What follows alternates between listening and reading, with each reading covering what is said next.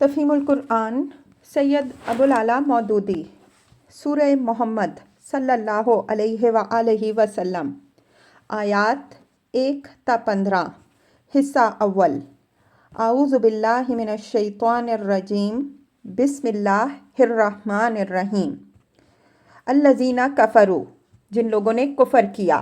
تفسیر یعنی اس تعلیم و ہدایت کو ماننے سے انکار کر دیا جسے محمد صلی اللہ علیہ وآلہ وسلم پیش فرما رہے تھے۔ وَصَدُّوا عَن سَبِيلِ اللَّهِ اور اللہ کے راستے سے روکا۔ تفسیر اصل میں صدُّوا عن سبیل اللہ کے الفاظ ارشاد ہوئے ہیں۔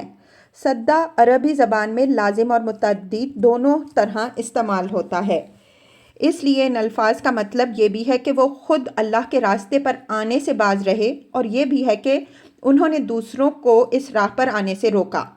دوسروں کو خدا کی راہ سے روکنے کی بہت سی صورتیں ہیں۔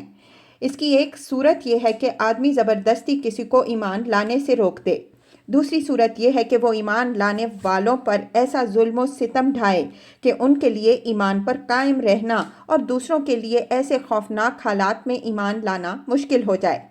تیسری صورت یہ ہے کہ وہ مختلف طریقوں سے دین اور اہل دین کے خلاف لوگوں کو ورغلائے اور ایسے وسوسے دلوں میں ڈالے جس سے لوگ اس دین سے بدگمان ہو جائیں۔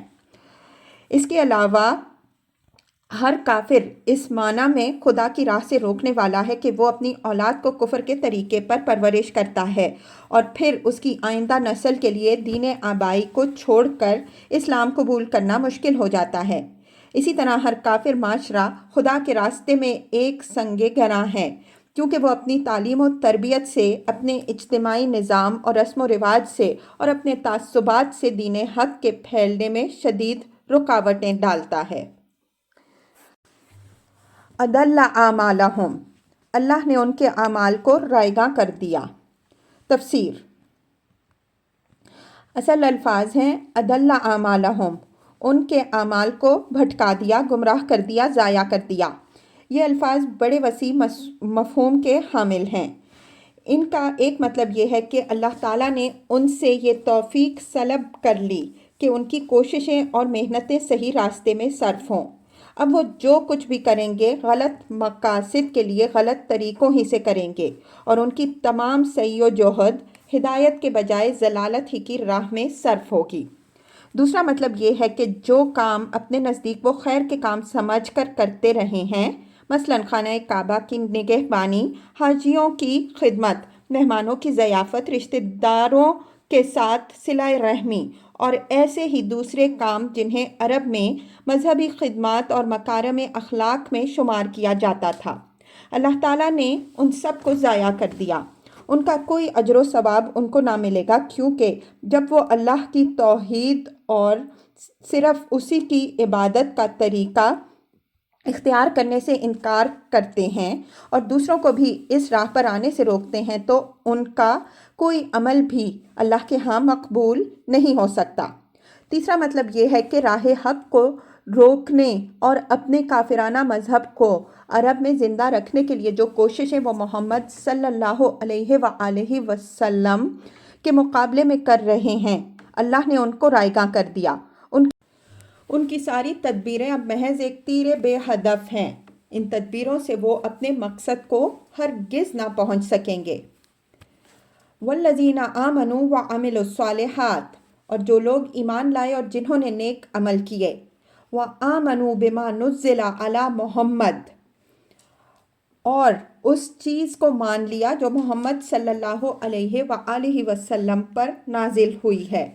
تفسیر اگرچہ الذین آمنوا کہنے کے بعد آمنوا بما نزل علی محمد کہنے کی حاجت باقی نہیں رہتی، کیونکہ ایمان لانے میں محمد صلی اللہ علیہ وآلہ وسلم اور آپ صلی اللہ علیہ وآلہ وسلم پر نازل ہونے والی تعلیمات پر ایمان لانا آپ سے آپ شامل ہے، لیکن اس کا الگ ذکر خاص طور پر یہ جتانے کے لیے کیا گیا ہے کہ محمد صلی اللہ علیہ وآلہ وسلم کے مبعوث ہو جانے کے بعد کسی شخص کا خدا اور آخرت اور پچھلے رسولوں اور پچھلی کتابوں کو ماننا بھی اس وقت تک نافع نہیں ہے جب تک کہ وہ آپ صلی اللہ علیہ وآلہ وسلم کو اور آپ صلی اللہ علیہ وآلہ وسلم کی لائی ہوئی تعلیمات کو نہ مان لے۔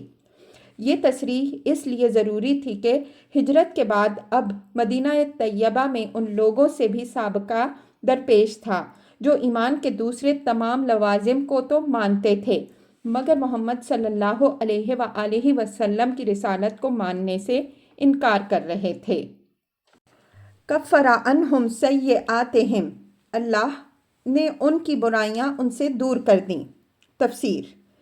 اس کے دو مطلب ہیں، ایک یہ کہ جاہلیت کے زمانے میں جو گناہ ان سے سرزد ہوئے تھے اللہ تعالیٰ نے وہ سب ان کے حساب سے ساقط کر دیے، اب ان گناہوں پر کوئی باز پرس ان سے نہ ہوگی۔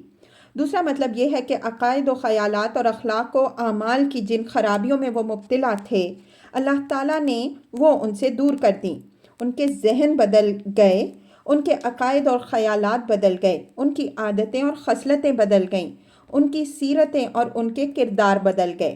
اب ان کے اندر جاہلیت کی جگہ ایمان ہے اور بدکاریوں کی جگہ عمل صالح۔ وَأَصْلَحَ بَالَهُمْ، اور ان کا حال درست کر دیا۔ تفسیر۔ اس کے بھی دو مطلب ہیں، ایک یہ کہ پچھلی حالت کو بدل کر آئندہ کے لیے اللہ نے ان کو صحیح راستے پر ڈال دیا اور ان کی زندگیاں سنوار دیں، اور دوسرا مطلب یہ ہے کہ جس کمزوری و بے بسی اور مظلومی کی حالت میں اب تک وہ مبتلا تھے اللہ تعالیٰ نے ان کو اس سے نکال دیا ہے۔ اب اس نے ایسے حالات ان کے لیے پیدا کر دیے ہیں جن میں وہ ظلم سہنے کے بجائے ظالموں کا مقابلہ کریں گے، محکوم ہو کر رہنے کے بجائے اپنی زندگی کا نظام خود آزادی کے ساتھ چلائیں گے اور مغلوب ہونے کے بجائے غالب ہو کر رہیں گے۔ ذَلِكَ بِأَنَّ الَّذِينَ كَفَرُوا اتَّبَعُوا الْبَاطِلَ، یہ اس لیے کہ کفر کرنے والوں نے باطل کی پیروی کی۔ وَأَنَّ الَّذِينَ آمَنُوا اتَّبَعُوا الْحَقَّ مِن رَبِّهِمْ، اور ایمان لانے والوں نے اس حق کی پیروی کی جو ان کے رب کی طرف سے آیا ہے۔ كَذَلِكَ يَضْرِبُ اللَّهُ لِلنَّاسِ أَمْثَالَهُمْ، اس طرح اللہ لوگوں کو ان کی ٹھیک ٹھیک حیثیت بتائے دیتا ہے۔ تفسیر۔ اصل الفاظ ہیں كَذَلِكَ يَضْرِبُ اللَّهُ لِلنَّاسِ أَمْثَالَهُمْ، اس فقرے کا لفظی ترجمہ تو یہ ہے کہ اس طرح اللہ لوگوں کے لیے ان کی مثالیں دیتا ہے، لیکن اس لفظی ترجمہ سے اصل مفہوم واضح نہیں ہوتا۔ اصل مفہوم یہ ہے کہ اللہ تعالیٰ اس طرح فریقین کو ان کی پوزیشن ٹھیک ٹھیک بتائے دیتا ہے۔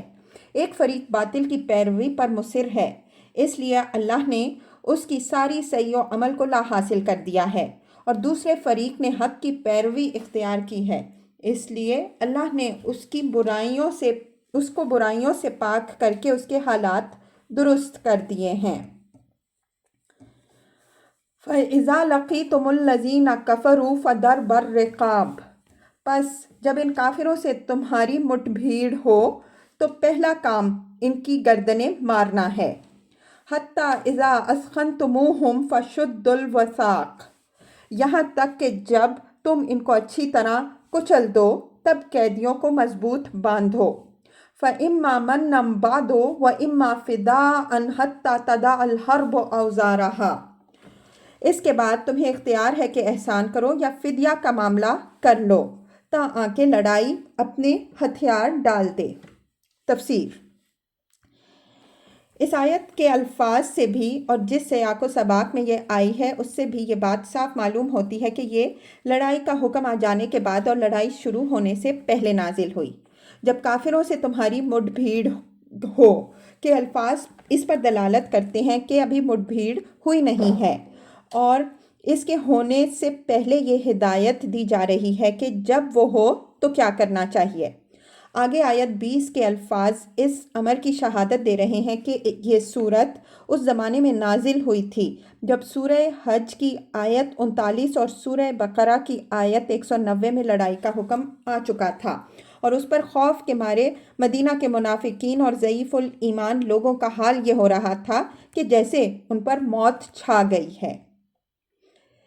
اس کے علاوہ سورہ انفال کی آیات 67 تا 69 میں بھی اس بات پر شاہد ہے کہ یہ آیت جنگ بدر سے پہلے نازل ہو چکی تھی۔ وہاں ارشاد ہوا ہے کہ کسی نبی کے لیے یہ زیبا نہیں ہے کہ اس کے پاس قیدی ہو یہاں تک کہ زمین میں دشمنوں کو اچھی طرح کچل نہ دے۔ تم لوگ دنیا کے فائدے چاہتے ہو، حالانکہ اللہ کے پیش نظر آخرت ہے اور اللہ غالب اور حکیم ہے۔ اگر اللہ کا نوشتہ پہلے نہ لکھا جا چکا ہوتا تو جو کچھ تم لوگوں نے لیا ہے اس کی پاداش میں تم کو بڑی سزا دی جاتی۔ بس جو کچھ تم نے مال حاصل کیا ہے اسے کھاؤ کہ وہ حلال اور پاک ہے۔ اس عبارت سے خصوصاً اس کے خط کشیدہ فقروں پر غور کرنے سے یہ بات ظاہر ہو جاتی ہے کہ اس موقع پر عتاب جس بات پر ہوا ہے وہ یہ تھی کہ جنگ بدر میں دشمنوں کو اچھی طرح کچل دینے سے پہلے مسلمان دشمن کے آدمیوں کو قید کرنے میں لگ گئے تھے۔ حالانکہ جنگ سے پہلے جو ہدایت سورہ محمد صلی اللہ علیہ وآلہ وسلم میں ان کو دی گئی تھی وہ یہ تھی کہ جب تم ان کو اچھی طرح کچل دو تب قیدیوں کو مضبوط باندھو۔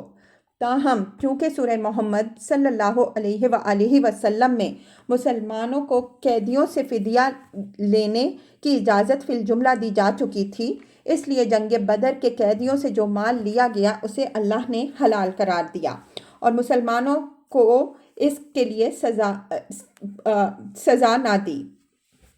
اگر اللہ کا نوشتہ پہلے نہ لکھا جا چکا ہوتا کہ الفاظ اس امر کی طرف صاف صاف اشارہ کر رہے ہیں کہ اس واقعے سے پہلے فدیہ لینے کی اجازت کا فرمان قرآن میں آ چکا ہے، اور ظاہر ہے کہ قرآن کے اندر سورہ محمد صلی اللہ علیہ وآلہ وسلم کی اس آیت کے سوا کوئی دوسری آیت ایسی نہیں ہے جس میں یہ فرمان پایا جاتا ہو۔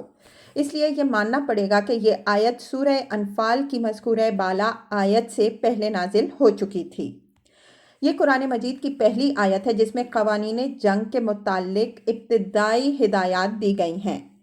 اس سے جو احکام نکلتے ہیں اور اس کے مطابق نبی صلی اللہ علیہ وآلہ وسلم اور صحابہ کرام رضی اللہ عنہم اجمعین نے جس طرح عمل کیا ہے اور فقہا نے اس آیت اور سنت سے جو استنباطات کیے ہیں ان کا خلاصہ یہ ہے۔ نمبر 1، جنگ میں مسلمانوں کی فوج کا اصل ہدف دشمن کی جنگی طاقت کو توڑ دینا ہے، یہاں تک کہ اس میں لڑنے کی سکت نہ رہے اور جنگ ختم ہو جائے۔ اس ہدف سے توجہ ہٹا کر دشمن کے آدمیوں کو گرفتار کرنے میں نہ لگ جانا چاہیے۔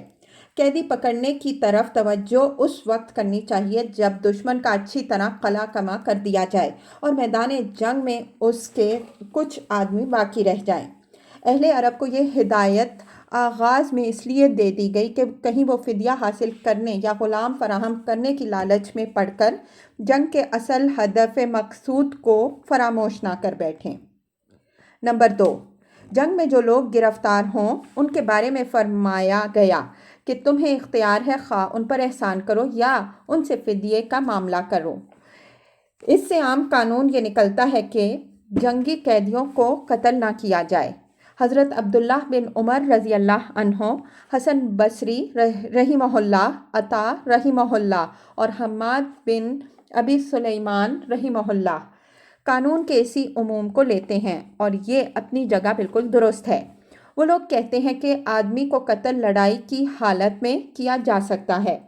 جب لڑائی ختم ہو گئی اور قیدی ہمارے قبضے میں آ گیا تو اسے قتل کرنا درست نہیں ہے۔ ابن جریر رحمہ اللہ اور ابو بکر حصاص رحمہ اللہ کی روایت ہے کہ حجاج بن یوسف نے جنگی قیدیوں میں سے ایک قیدی کو حضرت عبداللہ بن عمر رضی اللہ عنہ کے حوالے کیا اور حکم دیا کہ اسے قتل کر دیں۔ انہوں نے انکار کر دیا اور یہ آیت پڑھ کر فرمایا کہ ہمیں قید کی حالت میں کسی کو قتل کرنے کا حکم نہیں دیا گیا ہے۔ امام محمد رحمہ اللہ نے السیر الکبیر میں بھی لکھا ہے کہ عبداللہ بن عامر رضی اللہ عنہ نے حضرت عبداللہ بن عمر رضی اللہ عنہ کو ایک جنگی قیدی کے قتل کا حکم دیا اور انہوں نے اسی بنا پر اس حکم کی تعمیل سے انکار کر دیا۔ نمبر 3، مگر چونکہ اس آیت میں قتل کی صاف ممانعت بھی کی گئی ہے، اس لیے رسول اللہ صلی اللہ علیہ وآلہ وسلم نے اللہ تعالیٰ کے حکم کا منشا یہ سمجھا اور اسی پر عمل بھی فرمایا کہ اگر کوئی خاص وجہ ایسی ہو جس کی بنا پر اسلامی حکومت کا فرما روا کسی قیدی یا بعض قیدیوں کو قتل کرنا ضروری سمجھے تو وہ ایسا کر سکتا ہے۔ یہ عام قاعدہ نہیں بلکہ قاعدہ عام میں ایک استثناء ہے جسے ضرورت ہی استعمال کیا جائے گا۔ چنانچہ رسول اللہ صلی اللہ علیہ وآلہ وسلم نے جنگ بدر کے 70 قیدیوں میں سے صرف عتبہ بن ابی معیط اور نضر بن حارث کو قتل کیا۔ جنگ احد کے قیدیوں میں سے صرف ابو غرہ اور شاعر کو قتل فرمایا۔ بنی قریظہ نے چونکہ اپنے آپ کو حضرت سعد بن معاذ رضی اللہ عنہ کے فیصلے پر حوالے کیا تھا اور ان کے اپنے تسلیم کردہ حکم کا فیصلہ یہ تھا کہ ان کے مردوں کو قتل کر دیا جائے، اس لیے آپ صلی اللہ علیہ وآلہ وسلم نے ان کو قتل کرا دیا۔ جنگ خیبر میں جو لوگ گرفتار ہوئے ان میں سے صرف کنانہ ابن ابی الحقیق قتل کیا گیا کیونکہ اس نے بدعہدی کی تھی۔ فتح مکہ کے بعد آپ صلی اللہ علیہ وآلہ وسلم نے تمام اہل مکہ میں سے صرف چند اشخاص کے متعلق حکم دیا کہ ان میں سے جو بھی پکڑا جائے وہ قتل کر دیا جائے۔ ان مستثنیات کے سوا حضور صلی اللہ علیہ وآلہ وسلم کا عام طریقہ اسیران جنگ کو قتل کرنے کا کبھی نہیں رہا، اور یہی عمل خلفائے راشدین رضی اللہ عنہم علیہم کا بھی تھا۔ ان کے زمانے میں بھی قتل اسیران جنگ کی مثالیں شاذ و نادر ہی ملتی ہیں، اور ہر مثال میں قتل کسی خاص وجہ سے کیا گیا ہے۔ حضرت عمر بن عبدالعزیز رحمہ اللہ نے بھی اپنے پورے زمانہ خلافت میں صرف ایک جنگی قیدی کو قتل کیا، اور اس کی وجہ یہ تھی کہ اس نے مسلمانوں کو بہت تکلیفیں پہنچائی تھیں۔ اسی بنا پر جمہور فقہا اس بات کے قائل ہیں کہ اسلامی حکومت اگر ضرورت سمجھے تو اسیر کو قتل کر سکتی ہے، لیکن یہ فیصلہ کرنا حکومت کا کام ہے۔ ہر فوجی اس کا مجاز نہیں ہے کہ جس قیدی کو چاہے قتل کر دے۔ البتہ اگر قیدی کے فرار ہونے کا یا اس سے کسی خطرناک شرارت کا اندیشہ ہو جائے تو جس شخص کو بھی اس صورتحال سے سابقہ پیش آئے وہ اسے قتل کر سکتا ہے۔ اس سلسلے میں فقہائے اسلام نے 3 تصریحات اور بھی کی ہیں۔ ایک یہ کہ اگر قیدی اسلام قبول کر لے تو اسے قتل نہیں کیا جائے گا۔ دوسرے یہ کہ قیدی صرف اسی وقت تک قتل کیا جا سکتا ہے جب تک وہ حکومت کی تحویل میں ہو۔ تقسیم یا بیع کے ذریعے سے اگر وہ کسی شخص کی ملک میں جا چکا ہو تو پھر اسے قتل نہیں کیا جا سکتا۔ تیسرے یہ کہ قیدی کو قتل کرنا ہو تو بس سیدھی طرح قتل کر دیا جائے، عذاب دے دے کر نہ مارا جائے۔ نمبر 4، جنگی قیدیوں کے بارے میں عام حکم جو دیا گیا ہے وہ یہ ہے کہ یا ان پر احسان کرو یا فدیہ کا معاملہ کر لو۔ احسان میں 4 چیزیں شامل ہیں۔ ایک یہ کہ قید کی حالت میں ان سے اچھا برتاؤ کیا جائے۔ دوسرے یہ کہ قتل یا دائمی قید کے بجائے ان کو غلام بنا کر افراد مسلمین کے حوالے کر دیا جائے۔ تیسرے یہ کہ جزیہ لگا کر ان کو ذمہ بنا لیا جائے۔ چوتھے یہ کہ ان کو بلا معاوضہ رہا کر دیا جائے۔ فدیے کا معاملہ کرنے کی بھی 3 صورتیں ہیں۔ ایک یہ کہ مالی معاوضہ لے کر انہیں چھوڑ دیا جائے۔ دوسرے یہ کہ رہائی کی شرط کے طور پر کوئی خاص خدمت لینے کے بعد چھوڑ دیا جائے۔ تیسرے یہ کہ اپنے ان آدمیوں سے جو دشمن کے قبضے میں ہوں ان کا تبادلہ کر لیا جائے۔ ان سب مختلف صورتوں پر نبی صلی اللہ علیہ وآلہ وسلم اور صحابہ کرام رضی اللہ عنہم اجمعین نے مختلف اوقات میں حسب موقع عمل فرمایا ہے۔ خدا کی شریعت نے اسلامی حکومت کو کسی ایک ہی شکل کا پابند نہیں کر دیا۔ حکومت جس وقت جس طریقے کو مناسب ترین پائے اس پر عمل کر سکتی ہے۔ نمبر 5، نبی صلی اللہ علیہ وآلہ وسلم اور صحابہ رضی اللہ عنہم اجمعین کے عمل سے یہ ثابت ہے کہ ایک جنگی قیدی جب تک حکومت کی قید میں رہے اس کی غذا اور لباس اور اگر وہ بیمار یا زخمی ہو تو اس کا علاج حکومت کے ذمے ہے۔ قیدیوں کو بھوکا ننگا رکھنے یا ان کو عذاب دینے کا کوئی جواز اسلامی شریعت میں نہیں ہے، بلکہ اس کے برعکس حسن سلوک اور فیاضانہ برتاؤ کی ہدایت بھی کی گئی ہے، اور عملاً بھی اس کی نظیریں سنت میں ملتی ہیں۔ جنگ بدر کے قیدیوں کو رسول اللہ صلی اللہ علیہ وآلہ وسلم نے مختلف صحابہ رضی اللہ عنہم اجمعین کے گھروں میں بانٹ دیا اور ہدایت فرمائی کہ ان قیدیوں کے ساتھ اچھا سلوک کرنا۔ ان میں سے ایک قیدی ابو عزیز کا بیان ہے کہ مجھے جن انصاریوں کے گھر میں رکھا گیا تھا وہ صبح شام مجھ کو روٹی کھلاتے تھے اور خود صرف کھجوریں کھا کر رہ جاتے تھے۔ ایک اور قیدی سہیل بن عمر کے متعلق حضور صلی اللہ علیہ وآلہ وسلم سے کہا گیا کہ یہ بڑا آتش بیان مقرر ہے، آپ صلی اللہ علیہ وآلہ وسلم کے خلاف تقریریں کرتا ہے، اس کے دانت توڑوا دیجئے۔ حضور صلی اللہ علیہ وآلہ وسلم نے جواب دیا، اگر میں اس کے دانت توڑواؤں تو اللہ میرے دانت توڑ دے گا، اگرچہ میں نبی ہوں۔ یمامہ کے سردار ثمامہ بن اسال جب گرفتار ہو کر آئے تو جب تک وہ قید میں رہے نبی صلی اللہ علیہ وآلہ وسلم کے حکم سے عمدہ کھانا اور دودھ ان کے لیے مہیا کیا جاتا رہا۔ یہی طرز عمل صحابہ کرام رضی اللہ عنہم اجمعین کے دور میں بھی رہا۔ جنگی قیدیوں سے برے سلوک کی کوئی نظیر اس دور میں نہیں ملتی۔ نمبر 6، قیدیوں کے معاملے میں یہ شکل اسلام نے سرے سے اپنے ہاں رکھی ہی نہیں کہ ان کو ہمیشہ قید رکھا جائے اور حکومت ان سے جبری محنت لیتی رہے۔ اگر ان کے ساتھ یا ان کی قوم کے ساتھ تبادلہ اسیران جنگ یا فدیے کا کوئی معاملہ طے نہ ہو سکے تو ان کے معاملے میں احسان کا طریقہ یہ رکھا گیا ہے کہ انہیں غلام بنا کر افراد کی ملکیت میں دے دیا جائے اور ان کے مالکوں کو ہدایت کی جائے کہ وہ ان کے ساتھ اچھا سلوک کریں۔ نبی صلی اللہ علیہ وآلہ وسلم کے عہد میں بھی اس طریقے پر عمل کیا گیا۔ صحابہ کرام رضی اللہ عنہم اجمعین کے عہد میں بھی یہ جاری رہا اور فقہائے اسلام بالاتفاق اس کے جواز کے قائل ہیں۔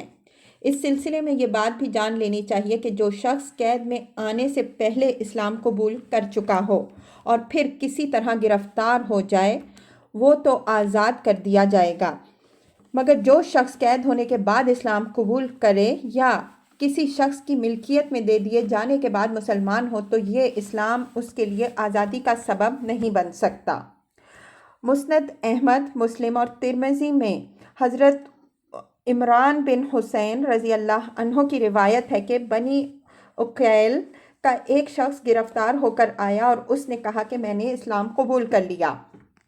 نبی صلی اللہ علیہ وآلہ وسلم نے فرمایا، اگر یہ بات تو نے اس وقت کہی ہوتی جب تو آزاد تھا تو یقیناً فلاح پا جاتا۔ یہی بات حضرت عمر رضی اللہ عنہ نے فرمائی ہے کہ جب قیدی مسلمانوں کے قبضے میں آنے کے بعد مسلمان ہو تو وہ قتل سے تو محفوظ ہو جائے گا مگر غلام رہے گا۔ اسی بنا پر فقہائے اسلام نے اس پر اتفاق کیا کہ قید ہونے کے بعد مسلمان ہونے والا غلامی سے بچ نہیں سکتا، اور یہ بات سراسر معقول بھی ہے۔ اگر ہمارا قانون یہ ہوتا کہ جو شخص بھی گرفتار ہونے کے بعد اسلام قبول کر لے گا وہ آزاد کر دیا جائے گا تو آخر وہ کون سا نادان قیدی ہوتا جو کلمہ پڑھ کر رہائی نہ حاصل کر لیتا۔ نمبر 7، قیدیوں کے ساتھ احسان کی تیسری صورت اسلام نے یہ رکھی ہے کہ جزیہ لگا کر ان کو دارالاسلام کی ذمہ رعایا بنا لیا جائے اور وہ اسلامی مملکت میں اسی طرح آزاد ہو کر رہیں جس طرح مسلمان رہتے ہیں۔ امام محمد رحمہ اللہ السیر الکبیر میں لکھتے ہیں کہ ہر وہ شخص جس کو غلام بنانا جائز ہے اس پر جزیہ لگا کر اسے ذمہ بنا لینا بھی جائز ہے، اور ایک دوسری جگہ فرماتے ہیں کہ مسلمانوں کے فرمانروا کو یہ حق ہے کہ ان پر جزیہ اور ان کی زمینوں پر خراج لگا کر انہیں اصلاً آزاد قرار دے دے۔ اس طریقے پر بالعموم ان حالات میں عمل کیا گیا ہے جب کہ قید ہونے والے لوگ جس علاقے کے باشندے ہوں وہ مفتوح ہو کر اسلامی مملکت میں شامل ہو چکا ہو۔ مثال کے طور پر نبی صلی اللہ علیہ وآلہ وسلم نے اہل خیبر کے معاملے میں یہ طریقہ اختیار فرمایا تھا، اور پھر حضرت عمر رضی اللہ عنہ نے سواد عراق اور دوسرے علاقوں کی فتح کے بعد بڑے پیمانے پر اس کی پیروی کی۔ ابو عبیدہ نے کتاب الاموال میں لکھا ہے کہ عراق کی فتح کے بعد اس علاقے کے سرکردہ لوگوں کا ایک وفد حضرت عمر رضی اللہ عنہ کے پاس حاضر ہوا اور اس نے عرض کیا کہ اے امیر المومنین، پہلے اہل ایران ہم پر مسلط تھے، انہوں نے ہم کو بہت ستایا، بڑا برا برتاؤ ہمارے ساتھ کیا اور طرح طرح کی زیادتیاں ہم پر کرتے رہے۔ پھر جب خدا نے آپ لوگوں کو بھیجا تو ہم آپ کی آمد سے بڑے خوش ہوئے اور آپ کے مقابلے میں نہ کوئی مدافعت ہم نے کی، نہ جنگ میں کوئی حصہ لیا۔ اب ہم نے سنا ہے کہ آپ ہمیں غلام بنا لینا چاہتے ہیں۔ حضرت عمر رضی اللہ عنہ نے جواب دیا، تم کو اختیار ہے کہ مسلمان ہو جاؤ یا جزیہ قبول کر کے آزاد رہو۔ ان لوگوں نے جزیہ قبول کر لیا اور وہ آزاد چھوڑ دیے گئے۔ اور ایک جگہ اسی کتاب میں ابو عبیدہ کا بیان ہے کہ حضرت عمر رضی اللہ عنہ نے حضرت ابو موسیٰ اشعری رضی اللہ عنہ کو لکھا کہ جنگ میں جو لوگ پکڑے گئے ہیں ان میں سے ہر کاشتکار اور کسان کو چھوڑ دو۔ نمبر 8، احسان کی چوتھی صورت یہ ہے کہ قیدی کو بلا کسی فدیہ اور معاوضے کے یوں ہی رہا کر دیا جائے۔ یہ خاص رعایت ہے جو اسلامی حکومت صرف اسی حالت میں کر سکتی ہے جب کہ کسی خاص قیدی کی حالات اس کے متقاضی ہوں، یا توقع ہو کہ یہ رعایت اس قیدی کو ہمیشہ کے لیے ممنون احسان کر دے گی اور وہ دشمن سے دوست یا کافر سے مومن بن جائے گا۔ ورنہ ظاہر ہے کہ دشمن قوم کے کسی شخص کو اس لیے چھوڑ دینا کہ وہ پھر ہم سے لڑنے آ جائے کسی طرح بھی تقاضائے مصلحت نہیں ہو سکتا۔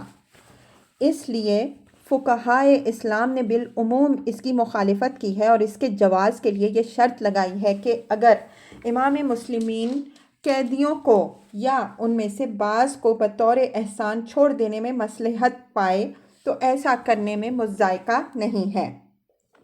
السیر الکبیر، نبی صلی اللہ علیہ وآلہ وسلم کے عہد میں اس کی بہت سی نظیریں ملتی ہیں اور قریب قریب سب میں مصلحت کا پہلو نمایاں ہے۔ جنگ بدر کے قیدیوں کے متعلق آپ صلی اللہ علیہ وآلہ وسلم نے فرمایا، اگر مطعم بن عدی زندہ ہوتا اور وہ مجھ سے ان گھناؤنے لوگوں کے بارے میں بھی بات کرتا تو میں اس کی خاطر انہیں یوں ہی چھوڑ دیتا۔ یہ بات حضور صلی اللہ علیہ وآلہ وسلم نے اس لیے فرمائی کہ آپ صلی اللہ علیہ وآلہ وسلم جب طائف سے مکہ معظمہ واپس ہوئے تھے اس وقت مطعم ہی نے آپ صلی اللہ علیہ وآلہ وسلم کو پناہ میں لیا تھا۔ اس کے لڑکے ہتھیار باندھ کر اپنی حفاظت میں آپ صلی اللہ علیہ وآلہ وسلم کو حرم میں لے گئے تھے، اس لیے آپ صلی اللہ علیہ وآلہ وسلم اس کے احسان کا بدلہ اس طرح اتارنا چاہتے تھے۔ بخاری، مسلم اور مسند احمد کی روایت ہے کہ یمامہ کے سردار ثمامہ بن اسال جب گرفتار ہو کر آئے تو حضور صلی اللہ علیہ وآلہ وسلم نے ان سے پوچھا، ثمامہ تمہارا کیا خیال ہے؟ انہوں نے کہا، اگر آپ مجھے قتل کریں گے تو ایسے شخص کو قتل کریں گے جس کا خون کچھ قیمت رکھتا ہے، اگر مجھ پر احسان کریں گے تو ایسے شخص پر احسان کریں گے جو احسان ماننے والا ہے، اور اگر آپ مال لینا چاہتے ہیں تو مانگیے، آپ کو دیا جائے گا۔ 3 دن تک آپ صلی اللہ علیہ وآلہ وسلم ان سے یہی پوچھتے رہے اور وہ یہی جواب دیتے رہے۔ آخر کو آپ صلی اللہ علیہ وآلہ وسلم نے حکم دیا کہ ثمامہ کو چھوڑ دو۔ رہائی پاتے ہی وہ قریب کے ایک نخلستان میں گئے، نہا دھو کر واپس آئے، کلمہ پڑھ کر مسلمان ہوئے اور عرض کیا، آج سے پہلے کوئی شخص میرے لیے آپ سے اور کوئی دین آپ کے دین سے بڑھ کر مقبوض نہ تھا، مگر اب کوئی شخص اور کوئی دین مجھے آپ سے اور آپ کے دین سے بڑھ کر محبوب نہیں ہے۔ پھر وہ عمرے کے لیے مکے گئے اور وہاں قریش کے لوگوں کو نوٹس دے دیا کہ آج کے بعد کوئی غلہ تمہیں یمامہ سے نہ پہنچے گا جب تک محمد صلی اللہ علیہ وآلہ وسلم اجازت نہ دے دیں۔ چنانچہ انہوں نے ایسا ہی کیا اور مکے والوں کو حضور صلی اللہ علیہ وآلہ وسلم سے التجا کرنی پڑی کہ یمامہ سے ہمارے لیے غلہ کی رسد بند نہ کرائیے۔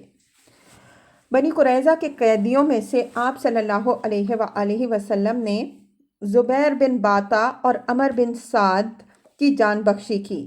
زبیر کو اس لیے چھوڑا کہ اس نے جاہلیت کے زمانے میں جنگ بعاث کے موقع پر حضرت ثابت بن قیس انصاری رضی اللہ عنہ کو پناہ دی تھی۔ اس لیے آپ صلی اللہ علیہ وآلہ وسلم نے اس کو حضرت ثابت رضی اللہ عنہ کے حوالے کر دیا تاکہ اس کے احسان کا بدلہ ادا کریں، اور عمر بن سعد کو اس لیے چھوڑا کہ جب بنی قریظہ حضور صلی اللہ علیہ وآلہ وسلم کے ساتھ بد عہدی کر رہے تھے، اس وقت یہی شخص اپنے قبیلے کو غداری سے منع کر رہا تھا۔ غزوہ بنی مستلق کے بعد جب اس قبیلے کے قیدی لائے گئے اور لوگوں میں تقسیم کیے گئے، اس وقت حضرت جویریہ رضی اللہ عنہا جس شخص کے حصے میں آئی تھیں، اس کو ان کا معاوضہ ادا کر کے آپ صلی اللہ علیہ وآلہ وسلم نے انہیں رہا کرایا اور پھر ان سے خود نکاح کر لیا۔ اس پر تمام مسلمانوں نے یہ کہہ کر اپنے اپنے حصے کے قیدیوں کو آزاد کر دیا کہ یہ اب رسول اللہ صلی اللہ علیہ وآلہ وسلم کے رشتہ دار ہو چکے ہیں۔ اس طرح 100 خاندانوں کے آدمی رہا ہو گئے۔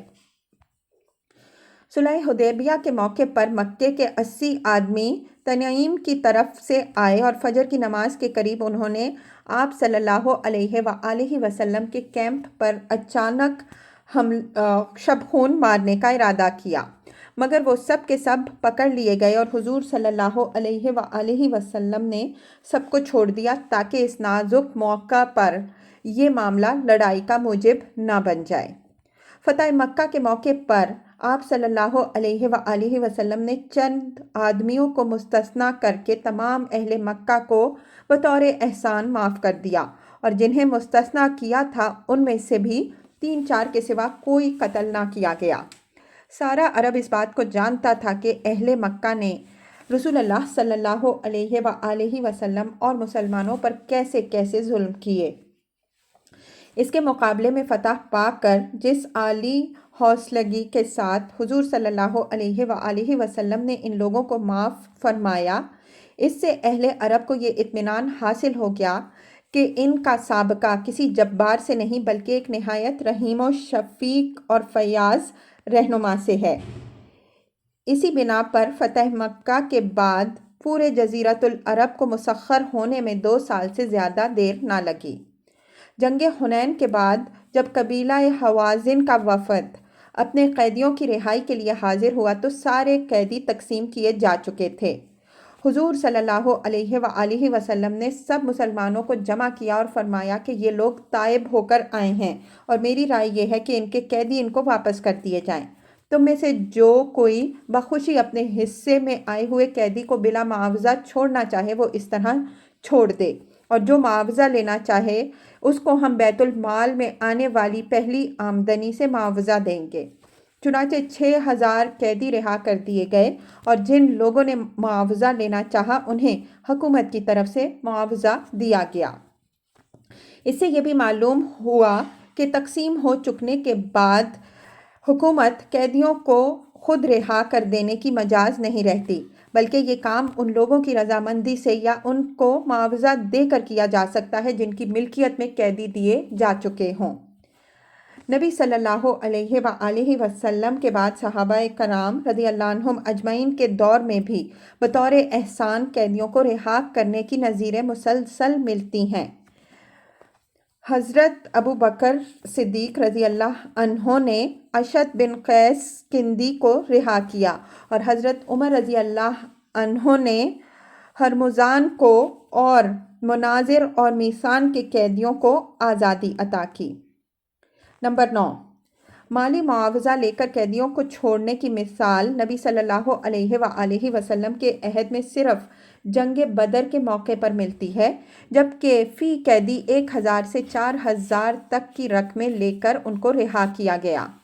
طبقات ابن سعد، کتاب اموال۔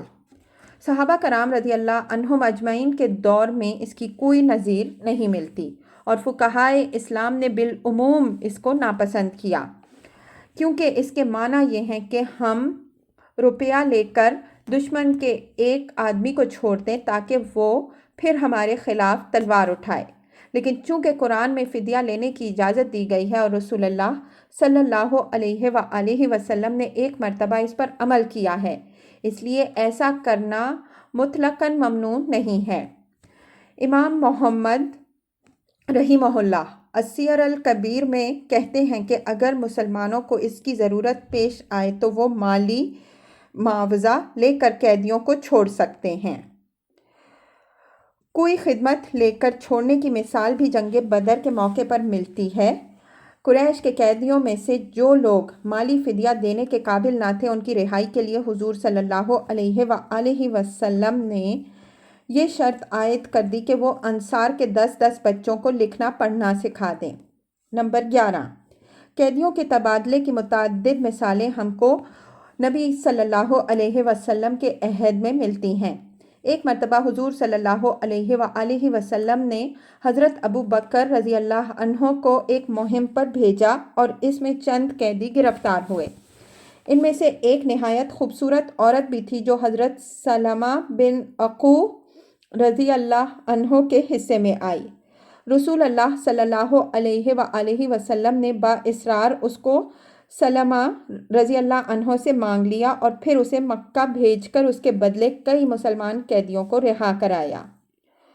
حضرت عمران بن حسین رضی اللہ عنہ کی روایت ہے کہ ایک مرتبہ قبیلہ ثقیف نے مسلمانوں کے 2 آدمیوں کو قید کر لیا۔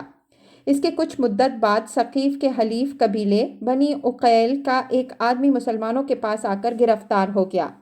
حضور صلی اللہ علیہ وآلہ وسلم نے اس کو طائف بھیج کر اس کے بدلے ان مسلمانوں کو رہا کرا لیا۔ فقہاء میں سے امام ابو یوسف، امام محمد، امام شافعی، امام مالک اور امام احمد رحمہم اللہ تبادلہ اسیران کو جائز رکھتے ہیں۔ امام ابو حنیفہ رحمہ اللہ کا یہ قول ہے کہ تبادلہ نہیں کرنا چاہیے، مگر دوسرا قول ان کا یہ بھی ہے کہ تبادلہ کیا جا سکتا ہے۔ البتہ اس امر پر سب کا اتفاق ہے کہ جو قیدی مسلمان ہو جائے اسے تبادلے میں کفار کے حوالے نہ کیا جائے۔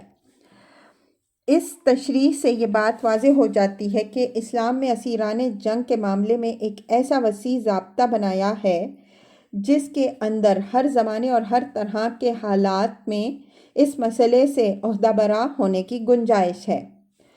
جو لوگ قرآن مجید کی اس آیت کا بس صرف یہ مختصر سا مطلب لیتے ہیں کہ جنگ میں قید ہونے والوں کو یا تو بطور احسان چھوڑ دیا جائے یا فدیہ لے کر رہا کر دیا جائے، وہ اس بات کو نہیں جانتے کہ جنگی قیدیوں کا معاملہ کتنے مختلف پہلو رکھتا ہے اور مختلف زمانوں میں وہ کتنے مسائل پیدا کرتا رہا ہے اور آئندہ کر سکتا ہے۔ ذالک، یہ ہے تمہارے کرنے کا کام۔ وَلَوْ يَشَاءُ اللَّهُ لَانتَصَرَ مِنْهُمْ، اللہ چاہتا تو خود ہی ان سے نمٹ لیتا۔ وَلَٰكِن لِيَبْلُوَ بَعْضَكُم بِبَعْضٍ، مگر یہ طریقہ اس نے اس لیے اختیار کیا ہے تاکہ تم لوگوں کو ایک دوسرے کے ذریعے آزمائے۔ تفسیر، یعنی اللہ تعالیٰ کو اگر محض باطل پرستوں کی سرکوبی ہی کرنا ہوتی تو وہ اس کام کے لیے تمہارا محتاج نہ تھا۔ یہ کام تو اس کا ایک زلزلہ یا ایک طوفان چشم زدن میں کر سکتا تھا، مگر اس کے پیش نظر تو یہ ہے کہ انسانوں میں سے جو حق پرست ہوں وہ باطل پرستوں سے ٹکرائیں اور ان کے مقابلے میں مجاہدہ کریں، تاکہ جس کے اندر جو کچھ اوصاف ہیں وہ اس امتحان سے نکھر کر پوری طرح نمایاں ہو جائیں اور ہر ایک اپنے کردار کے لحاظ سے جس مقام اور مرتبے کا مستحق ہو وہ اس کو دیا جائے۔ وَالَّذِينَ قُتِلُوا فِي سَبِيلِ اللَّهِ فَلَن يُضِلَّ أَعْمَالَهُمْ، اور جو لوگ اللہ کی راہ میں مارے جائیں گے اللہ ان کے اعمال ہرگز ضائع نہ کرے گا۔ تفسیر، مطلب یہ ہے کہ اللہ کی راہ میں کسی کے مارے جانے کے معنی یہ ہرگز نہیں ہے کہ آدمی اپنی جان سے گیا اور اس کی ذات کی حد تک اس کا کیا کرایا سب ملیا میٹ ہو گیا۔ اگر کوئی شخص یہ سمجھتا ہے کہ شہداء کی قربانیاں خود ان کے لیے نہیں بلکہ صرف انہی لوگوں کے لیے نافع ہیں جو ان کے بعد اس دنیا میں زندہ رہیں اور ان کی قربانیوں سے یہاں متمتع ہوں، تو وہ غلط سمجھتا ہے۔ اصل حقیقت یہ ہے کہ خود شہید ہونے والوں کے لیے بھی یہ زیاں کا نہیں بلکہ نفع کا سودا ہے۔ سَيَهْدِيهِمْ وَيُصْلِحُ بَالَهُمْ، وہ ان کی رہنمائی فرمائے گا اور ان کا حال درست کر دے گا۔ وَيُدْخِلُهُمُ الْجَنَّةَ عَرَّفَهَا لَهُمْ، اور ان کو اس جنت میں داخل کرے گا جس سے وہ ان کو واقف کرا چکا ہے۔ تفسیر: یہ ہے وہ نفع جو راہ خدا میں جان دینے والوں کو حاصل ہوگا۔ اس کے 3 مراتب بیان فرمائے گئے ہیں۔ ایک یہ کہ اللہ تعالیٰ ان کی رہنمائی فرمائے گا، دوسرے یہ کہ ان کے حال درست کر دے گا، تیسرے یہ کہ ان کو اس جنت میں داخل کرے گا جس سے وہ پہلے ہی ان کو واقف کرا چکا ہے۔ رہنمائی کرنے سے مراد ظاہر ہے کہ اس مقام پر جنت کی طرف رہنمائی کرنا ہے۔